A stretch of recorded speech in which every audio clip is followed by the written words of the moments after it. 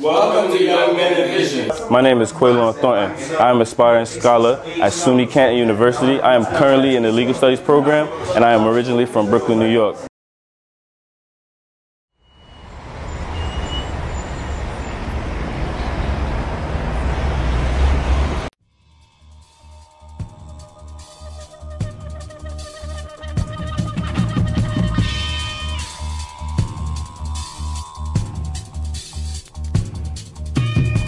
Economics, the American dream. Some black males weigh the options on a triple beam. Some work a 9 to 5 just to shuck it and jive. Slaving for slave wages just to stay alive. Core economics, the American dream. Some black males weigh the options on a triple beam. Some work a 9 to 5 just to shuck it and jive. Slaving for slave wages just to stay alive. Core economics, the American dream. Some black males weigh the options on a triple beam. Some work a 9 to 5 just to shuck it and jive. Slaving for slave wages just to stay alive. The soul of a slave who's tired, wired with the knowledge and the history, singing the struggle of his people. Who the fuck wanna work after what his ancestors gave to? I just wanna do what it do to make my dreams come true. Don't get in my way or your ass is through. With the illusions of this world, all that shit ain't true. My main disposition is with you. Why we don't love one another, cause we hate ourselves. The powers that be won't let us free ourselves. We resort to banging, slinging those drugs on the shelf. Poor educational system, lack of esteem. Poor economics, so we got our own street team. You say be a man, how the hell I can? Yeah, Kendall. How you doing? You with the Bad Boy Trainer, aka the Father of the Future, and we live in Dude's Barbershop, 1647 Bedford Avenue between Montgomery and Crown.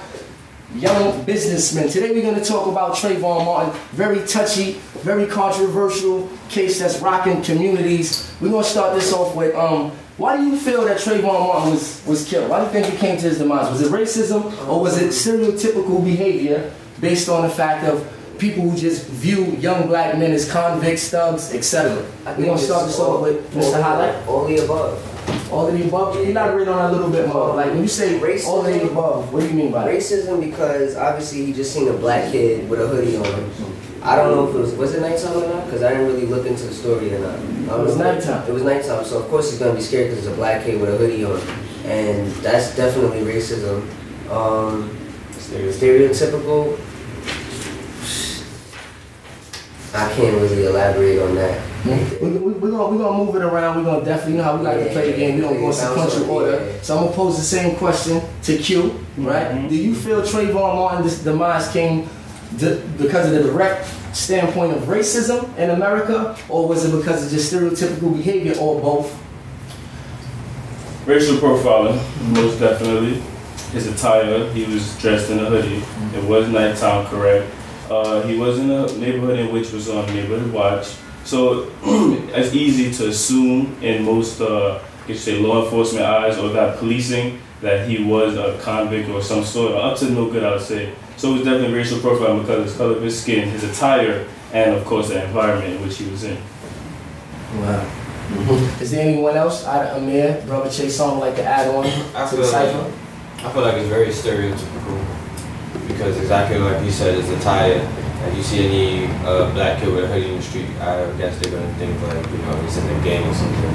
Scared. Yeah. So how do you feel about the outcome so far as of today? We are on Easter Sunday, and Zimmerman is still not incarcerated. He's allegedly in hiding. How do you feel about the justice? Do you think that police, or it should be like FBI Most Wanted, they should be looking for this young man to find out where's justice going to prevail at, or do you think, hey, you know what? He's innocent until proven guilty? No. I feel like it should be the same way they would do it as if it was a black guy that killed him. Killed a white kid. If a black guy killed a white kid, no questions asked.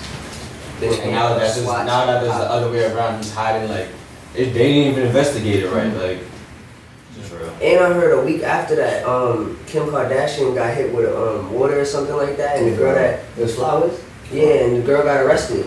Just for throwing water on Kim Kardashian like she's some goddess. Spike Lee got some flack too for making for twitting the wrong address out there. So we see how the media jumps on certain issues, but I'm really appalled.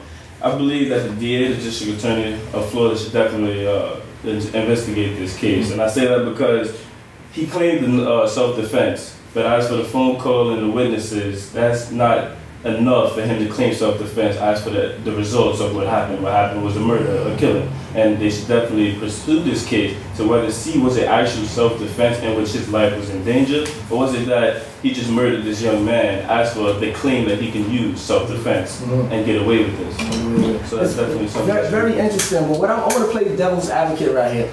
I don't know how you guys found out about this whole case. Was it hearsay or not? So I want to start with Amir. How did you find out about the Trayvonne Martin issue that's going on now? Was it via newspaper? Was it via internet? Was it something that you heard in the barbershop? Did your moms alert you to it? How did you hear about it? I was on the news. It was on the news. Did you read it? Did you actually sit down with a paper and get into the particulars of the case, or you just another guy got shot?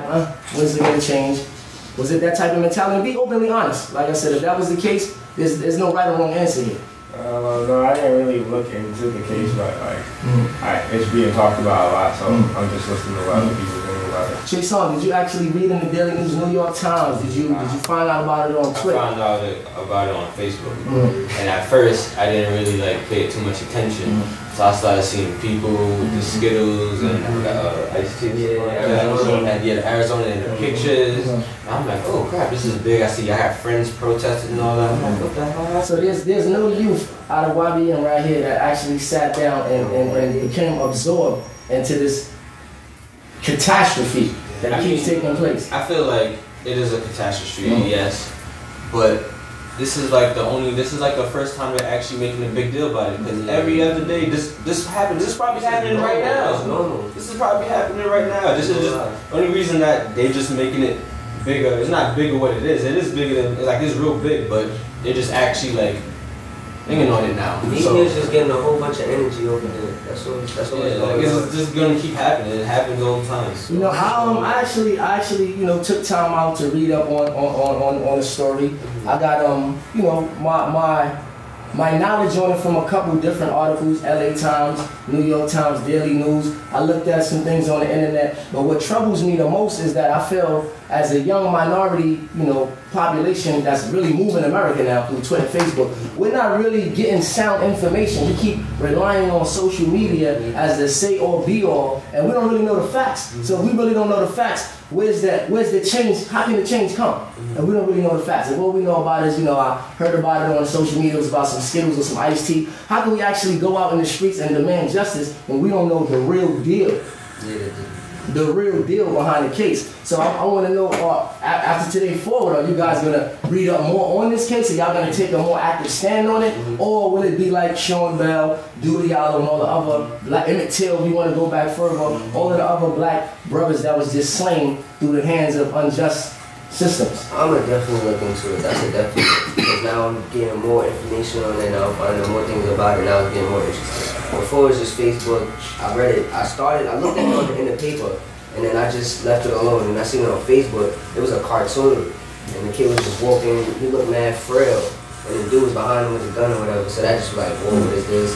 And I just started. What really made me read up on it a little bit more was I was actually able to hear, because I jumped on the topic. I was in a car and I was listening to Al Sharpton. That's a different case. I'm not gonna go into there. But they actually played the audio version of one of the 911 callers who called to report it, and you could actually hear in the background her telling her son to get away from the window, because she was hearing screaming, help, help, help, help. And then you heard the gunshot, one shot, and that was it. And they was asking her what happened. The phone they ended up, cutting it off right then and there. But it was very sad for America to have this type of knowledge and not go after that man, because it was clear you were being attacked.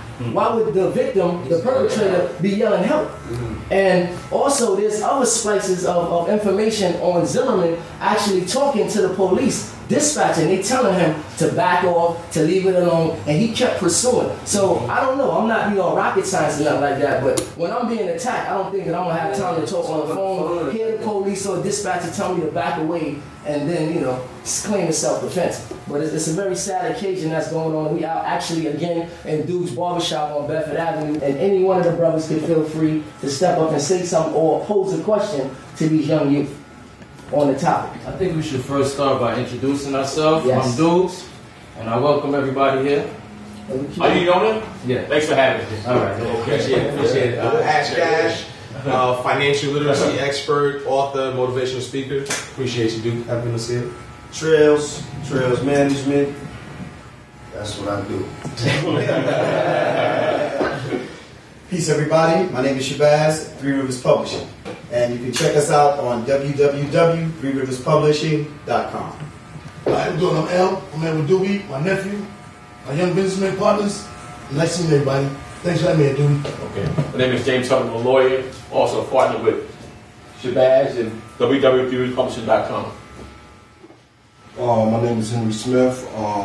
A neighbor in the neighborhood, that's it. Okay. So any questions or any type of feedback from you see we have a powerhouse of men in here from every specter of business you could think about, from financing to cosmetics to publishing to personal training. So with that said, we want to open up the door of conversation. I have a comment. It's a direct comment. I think the fix was in from day one. When the police failed to act properly, they didn't preserve the crime scene. By that, we have no photographs, we have no body diagram.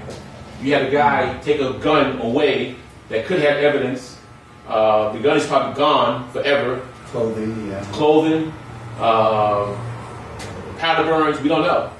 And all that was, I think, designed for the fix to be put in. Exactly. And about, I'm sorry, man. No, I'm sorry. Now, about 3 months later, he will be arrested. But the fix is in. Right. It's going to be a very inadequate prosecution. And I don't see good things happen. I really don't. I really don't. Brother Shabazz, would you like to piggyback on that statement? Well, I'm not going to piggyback on that. I first want to commend the young men. They did a very good job. They're very articulate. My question was this. Because I was listening to all the different comments about stereotype versus racism.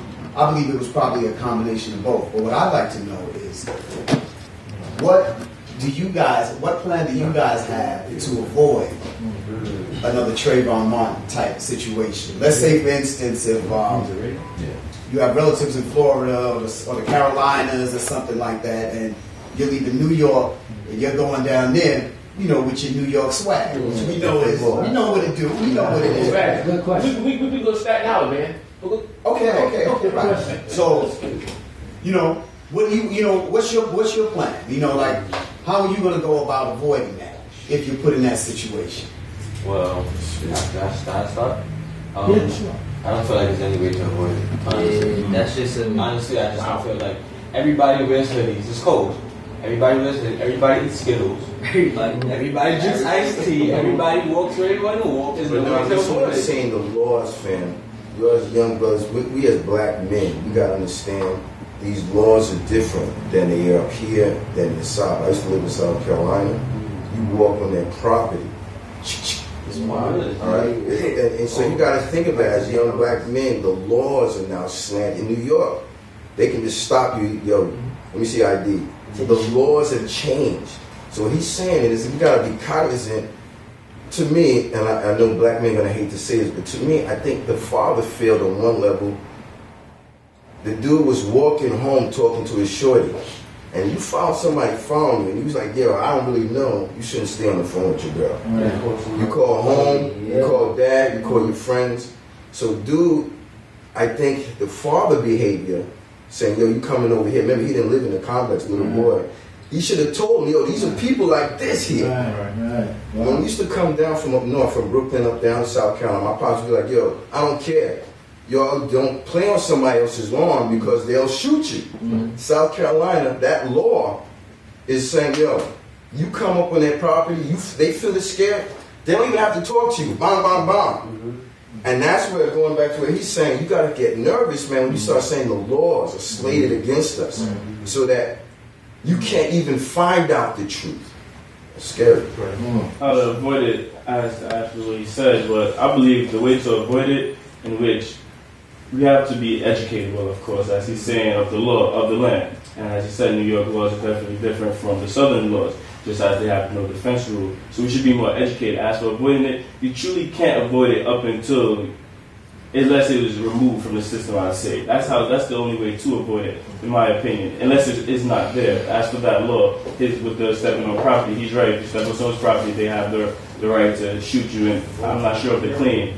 Excuse me on that, but they could have the right to shoot you. So you can't really avoid it. It's more or less like you have to correct it. Okay, I agree with that, but then I also beg to differ. Let me just add this. Okay, at some point with the Trayvonne Martin situation, it transcended from, I guess, surveillance to confrontation. Like the guy was surveilling him, and then eventually it was confrontation. Now, is there anything different that could have been done during the confrontation that could have saved his life? And I'm saying that because we may all find ourselves, especially you younger guys, in that situation, and you have to be mindful now. Is there something that I can do or say that this is not going to escalate into something deeper? The only way I just say, maybe you could stop and turn around and ask the civilian guy, have I done anything wrong? Why are you following me? Well, at this particular point, y'all got to remember, from hearing the audio, you can see that he didn't want to hear it. Zimmerman didn't want to hear it. So if you listen to the audio, he said he's sick and tired of these thugs and these hoodlums coming around. So what I see out of it happen, that's why I really asked y'all the first question, how many people actually got into this and didn't just hear about it on Facebook or hearsay, actually read up on it and do the research? If you did it to go over what Brother Shabazz is saying, my type of thing that I would say that can help you out, it might not say at the end of the day it's up to God when you're going to go, but some things that can help you out is your dress code. I'm real big on that, right? I used to have my pants sagging and all that. I still keep my urban appeal to it, but I like to wear bright colors. I like to look like I'm, probably not a thug, like maybe a business type of guy. But when I see guys with baseball hats on, if at nighttime I would judge y'all too. Not to say that I would shoot you, but I would put my hand, in a certain type of status because of the dress code. So you don't have to dress in a suit all the time, but you're standard. Especially if you know you're going out in a world like today. Especially in Brooklyn. We're in Brooklyn right now. If you on Bedford Avenue any given day, you see police in clusters now. 5 and 6 of them. What do you think they're looking for? They're looking for you. Y'all public enemy number one. Another comment, please. Now I'd like to know, Brother Will, would you feel that same way? Well, I'm not even sure if you said that's how you feel, okay? But would you feel that same way if the baseball cap and the hoodie and the sagging pants was on a person of Caucasian persuasion? Whoever you are. I don't believe that the police are as intimidated by those, by white, a young white man. That's the stereotype. Like I said, racism versus stereotyping. So when you see a white boy with the jeans and all that on, I'm still going to pop because from a distance, I don't know who's who. Now when I get closer, I'm still going to be on point because to me, you got the tie of a gangster or a thug on. So if we're going to stereotype, we're going to stereotype. But what these police officers are looking for, they already fit the stereotypical blueprint of a quote-unquote gangster or thug. So if I see you with the hat on versus, with a nice little wind-up and a button-up on, you might not be the one I'm looking for because you might come from a well-put-together family. And as a result of me hassling you, I don't know who your parent is, but when I see you with the hat low, I'm going to take my chances and gamble up on it. I understand it, but me personally, I don't think it's fair to blame it on the dress code. It's not, but that's what's going on. I agree. It's not. I totally agree. I think it's skin color. Wasn't there a brother in the house on Long Island that was protecting his house? And the dude came out, they were trying to fight his son. Yeah. John said, get off my, that's it. Yes. He said, get off my land. Leave me alone. And he shot the dude who was stepping to his son. And he did 2 or 3 years. 3 years. Was it on his property? Yeah. It was on his property. They were fighting him with his son on his lawn. On his lawn. He said, please, I'm armed. Get off my property. Yeah. They didn't. He said again, please get off my property. I'm going to shoot. The guy ran up on his son. He said, bomb. 2 years there. And the dude lived. He was actually convicted to 10 years. But they only gave him 3. They let him out. Patterson. Overturn appeal. No, not appeal. I thought it was commuted by the governor or something. No, it was overturn appeal. So what he actually did, he actually did 2 years though. Yeah, he did time. He did some time. 3. Yeah.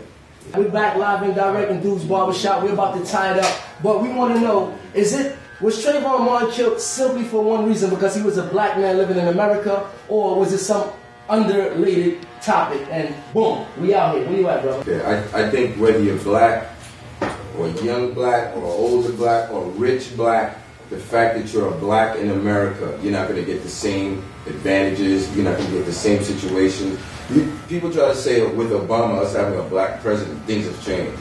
And it's gotten worse because you can see the racism of having a black person in charge is getting these white people like all out of their underwear. So so whether you're dressed, with the tattoos or you're dressed in a suit, the moment they see that melanin in your skin, you pose a different, especially black men, different than black women.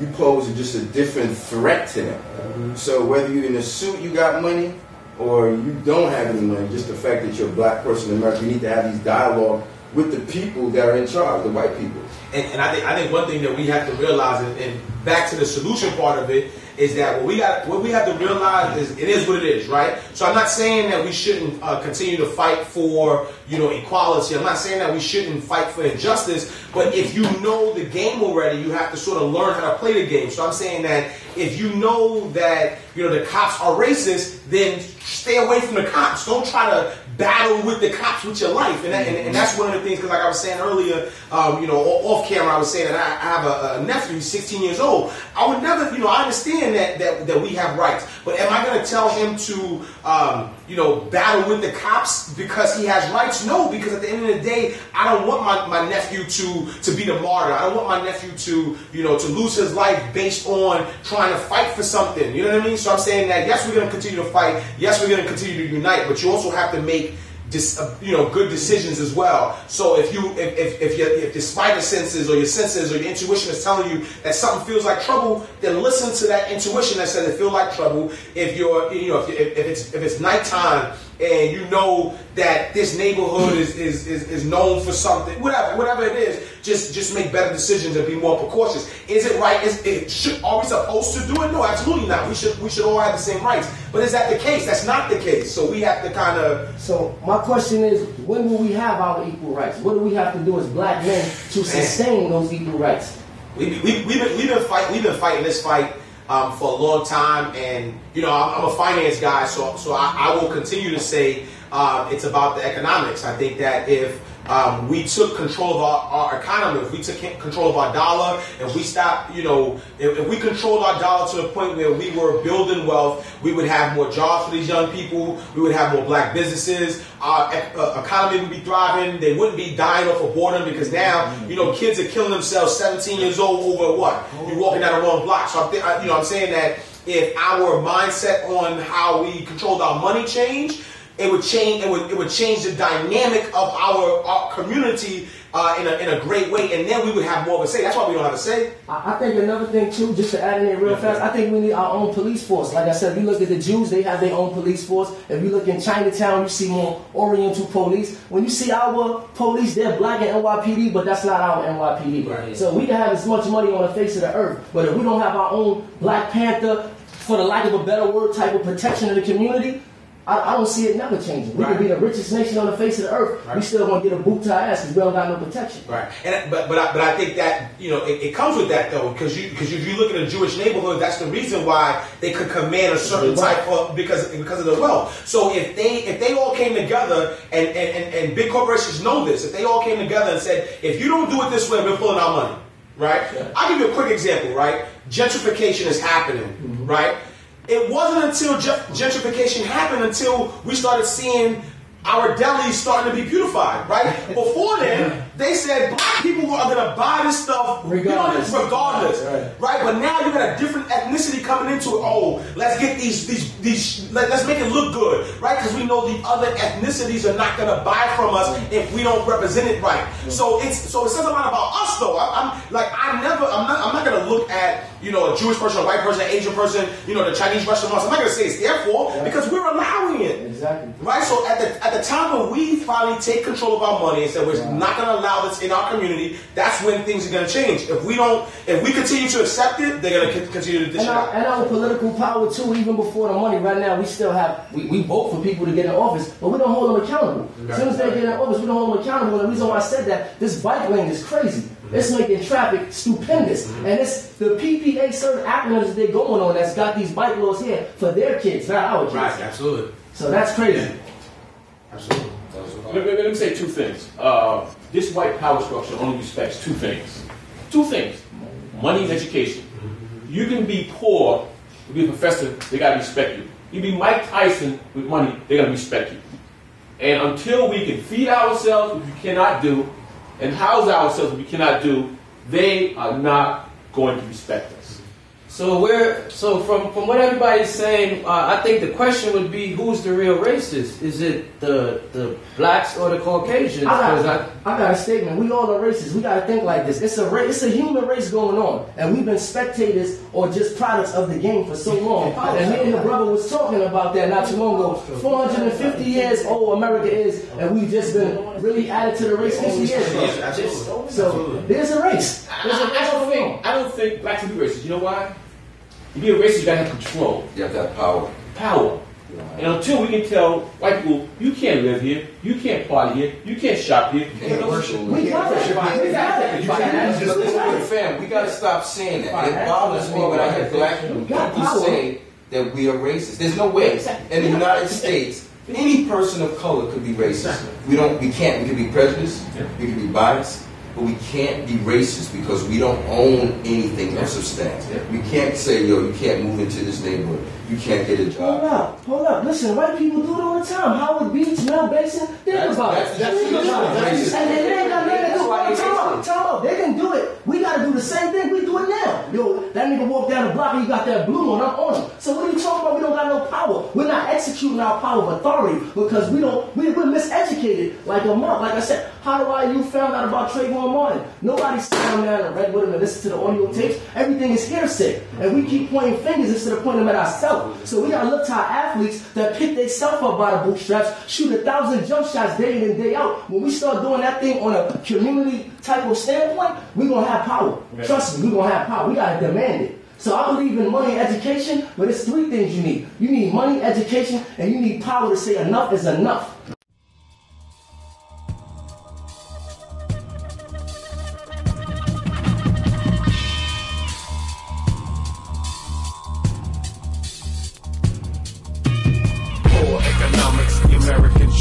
Some black males weigh the options on a triple B. Some work a 9 to 5 just to shuck it and job. Slaving for slave wages just to stay alive. Poor economics, the American dream. Some black males weigh the options on a triple B. Some work a 9 to 5 just to shuck it and job. Slaving for slave wages just to stay alive. Poor economics, the American dream. Some black males weigh the options on a triple B. Some work a 9 to 5 just to shuck it and job. Slaving for slave wages just to stay alive. The soul of a slave who's tired, wired with the knowledge and the history, singing the struggle of his people. Who the fuck wanna work after what his ancestors gave to? I just wanna do what it do to make my dreams come true. Don't get in my way or your ass is through. With the illusions of this world, all that shit ain't true. My main disposition is with few. Why we don't love one another, cause we hate ourselves. The powers that be won't let us free ourselves. We resort to banging, slinging those drugs on the shelf.